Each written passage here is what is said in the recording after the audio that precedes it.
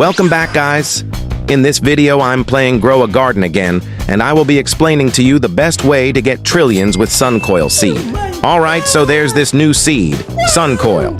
Kinda cool name, right? It's part of the crafting update, and you don't buy it, you make it. You'll need crocus, daffodil, pink lily, dandelion, and 40 honey. Crafting takes about 45 minutes, which sounds like a lot, but it's chill. What makes it interesting, though, is that it's a multi-harvest plant. So once it grows, it doesn't just stop.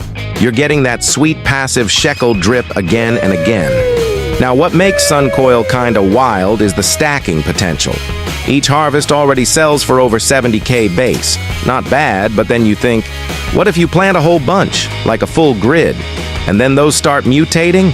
Yeah, mutations like shocked or celestial can push one single flower into the millions. So even though it's just one plant, the payoff multiplies fast, especially if you set it up with good mutation chances and just let it run.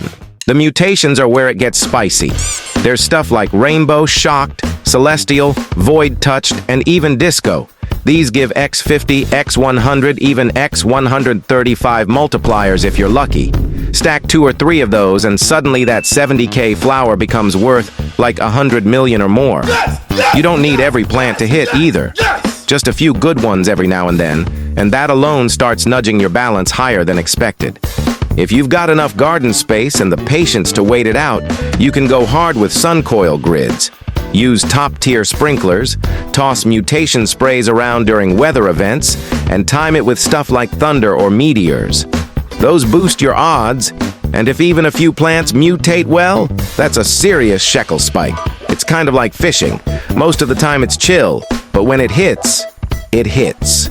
Real solid income without a ton of manual effort. Let's say you've got 50 SUNCOILs planted, and maybe 10 of them get decent mutations.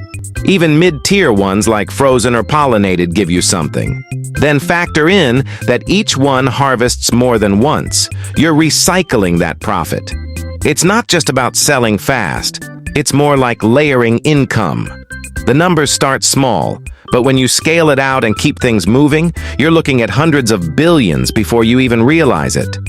One thing to keep in mind is that not every plant's gonna mutate, and that's fine. You're not banking on every harvest being insane, just enough of them being good. It's about consistency. Let the garden do its thing. Maybe pop in during special weather or when it's time to replant. And sometimes just watching your farm grow and react on its own is part of the fun. The payoff just sort of builds up while you're busy doing literally anything else. Also, it's super cool that this whole setup doesn't need Robux. It's all in-game, crafting the seeds, setting up your grid, managing mutations. It's stuff you can work toward naturally, and SUNCOIL fits that loop where the more time you give it, the more it gives back. You start with a few plants, reinvest your profits, scale it up. Before long, your garden's basically printing money. There's something satisfying about watching it all come together. So yeah, SUNCOIL's got that quiet potential. It's not flashy at first, but if you plan around it, stack harvests, aim for mutations, manage the crafting, you could hit trillion-level shekels. Not overnight or anything, but it adds up faster than you'd think. Just keep planting, let the weather do its thing, and check back when it matters. Simple loop, chill pace. And every so often, one of those flowers just casually drops a number that makes you double take. And if you guys find this video useful, be sure to hit that like and subscribe button right now because I will be making more Grow a Garden content.